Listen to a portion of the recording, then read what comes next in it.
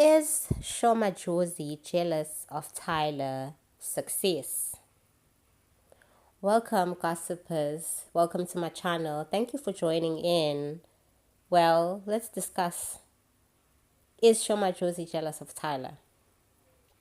Sho Madjozi is a South African rapper, singer, poet, and a songwriter.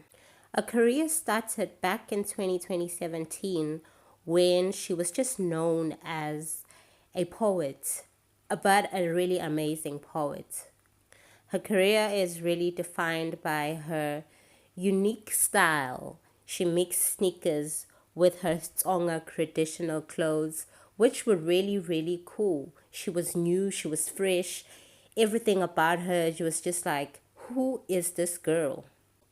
2019, it's when Sho Madjozi entered the scene. We've seen her music videos. We then understand her art, what was really Sho Madjozi was about. And then Sho Madjozi became a global superstar. We saw her going international in America with her huge song that was on Colors, that was John Cena.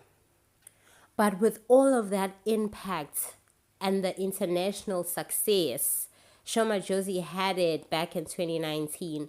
We even saw her at the Global Citizen when it was here in South Africa. She traveled around the world, perform around the world. Sho Madjozi was a promising international superstar coming from South Africa. Not forgetting that Sho Madjozi was then now signed to an international label called Epic Records. Epic Records, the same record label that has signed Tyla, who also comes from our country, South Africa. A few years after 2020 passed, COVID hit. A few years after 2020, 2021, Sho Madjozi then slowly started disappearing from our appearances. We didn't see much of her on TV. We didn't see much of her on social media. Sho Madjozi was just not in our eyesight. What is happening? Where is Sho Madjozi?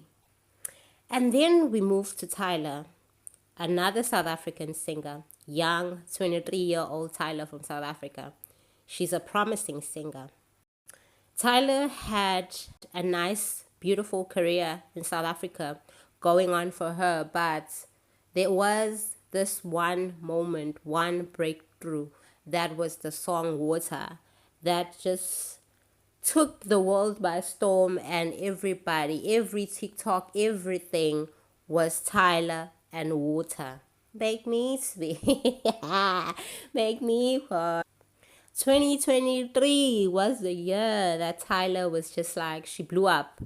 The whole world wanted to know about this girl from South Africa. And then with that success of Water, then Tyla gained the recognition from the big record labels such as Epic Records, the same record label that signed Sho Madjozi. So why do I mix these two gorgeous women together? Well, it's simple. And before I say anything moving forward, I'm just going to drop this word, allegedly. Everything I'm about to say now is alleged.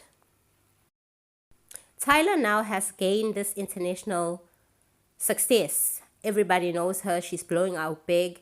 It's beautiful. It's nice. Until the jealousy started. People started putting 1 and 2 together and making up stories. What's happening? What's wrong? There were stories about this ex-boyfriend of Sho Madjozi, a Zimbabwean ex-boyfriend who was a manager, who is now managing Tyla, which they said was actually promoting Tyla and the cause of the success of Tyla, which is alleged, guys, still allegedly. So when you look at it, as a fan reading this or hearing this, love both the women, love Sho Madjozi, love Tyla, but you're like, Did this man just come in to cause the drama and commotion? I I don't know. I don't know, but they say, yeah. They say that this ex-boyfriend of Sho Madjozi had a huge role on Tyla's career. I don't know how. I'm putting two and two together. It doesn't make sense because somewhere somehow they say this ex-boyfriend is a videographer. If you're a videographer, how do you have so much power to promote somebody to be signed by Epic Records when we already seen her success through the song Water? I don't know how it fixed it. I don't know how these things work, but they say allegedly. And then we move. So recently, Sho Madjozi sat down with the beautiful Nandi Mngoma on Nandi Mngoma's podcast. And Sho Madjozi was just discussing about what really happened with the previous record label. She talks about the label wanting her to be more pop, like to do more pop stuff. And we know that Sho Madjozi is hardcore Limpopo. She represents her Tsonga heritage, tradition, culture to the core. Like now for my thing, I'm like looking at the record label. How can you take, as she was saying on that interview, how can you take me, knowing me, the kind of music that I do, my kind of style, and my whole perspective on my artistry, and just wanted me to change and be completely different? Doesn't make sense. Doesn't make sense at all. And looking at it, we've heard Tyla says also that the record label wanted her to change her style. Luckily for Tyla do sound pop. Even previous music that she was doing while she was not international, it was pop music, but infused with the piano. Lucky for Tyla, she can still do the pop music, R&B, and also in the same album drop a piano, you know. You know, she can still do that, you know. And for Sho Madjozi, I don't know how it could have worked. And she says, hey, this label really nearly broke her soul. She says it was too much. I think it was just too much pressure. You asking to change your whole idea of who you are at a very, very global stage. They needed more English. And we know Sho Madjozi is more Tsonga.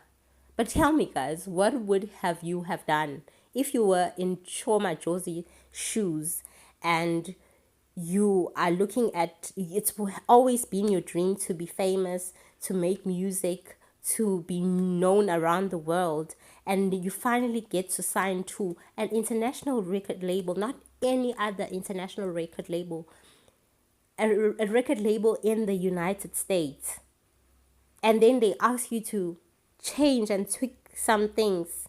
Would you have done it? Would you have changed your whole style and reinvented yourself and just forgot about what you truly love? I don't know. Tell me, what would you have done? Me, I'll tell you. Mina, it's very easy. It's very easy. I would have.